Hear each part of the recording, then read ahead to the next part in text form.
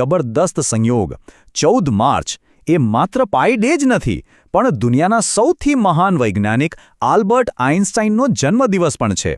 હવે આનાથી મોટો ગણિત અને વિજ્ઞાનનો સંગમ બીજો કયો હોઈ શકે, બરાબર ને? પણ જે લોકો એકદમ પાઈના ફેન છે એમના માટે તો આખો દિવસ પણ ઓછો પડે. એ લોકો માટે ઉજવણી કરવાનો એકદમ પરફેક્ટ ટાઈમ કયો છે? શું કોઈ એવી ખાસ ક્ષણ પણ છે? હા, છે જ ને. અને એ સમય છે બપોરે બરાબર 1:59:26. હવે વિચારતા હશો કે આટલો ચોક્કસ સમય જ કેમ, બરાબર? કારણ કે આ સમય એટલે પાઈના આગળના આંકડા. જુઓ, 3.14 પછી શું આવે? 1:59:26. એટલે કે 1:59:26. કેવી મજાની વાત છે! આટલી બારીકાઈથી ઉજવણી કરવાની મજા જ કંઈક ઓર છે. આ પાયની કહાણી અહીં પૂરી નથી થતી.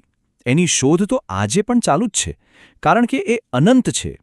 એ ગણિતશાસ્ત્રીઓને હંમેશા એક નવો પડકાર આપે છે. પણ સવાલ એ છે કે આ શોધમાં આપણે પહોંચ્યા છીએ ક્યાં સુધી? તમને ખબર છે, પાઈ એક અતાર્કિક એટલે કે ઇરરેશનલ નંબર છે. એનો મતલબ એવો થાય કે પોઈન્ટ પછીના એના આંકડા ક્યારે પૂરા પણ નથી થતા અને ક્યારે રિપીટ પણ નથી થતા. અને આ અનંત દોડમાં આપણે કેટલા આંકડા શોધી કાઢ્યા છે ખબર છે? 31.4 ટ્રિલિયન. જી હા, 31.4 ટ્રિલિયનથી પણ વધારે. આ બતાવે છે કે આપણી જાણવાની ભૂખ કેટલી છે.